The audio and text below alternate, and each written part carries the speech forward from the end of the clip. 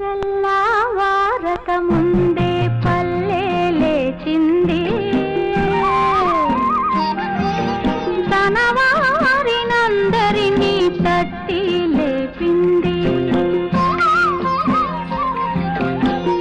ఆదమరచి నిద్రపోతున్న తల్లి కోడి అదిరిపడి మేల్కొంది, అదే పనిగా కూసింది. తెలుగు దుస్తులేసుకొని సూర్యుడు తూర్పు తలుపుతో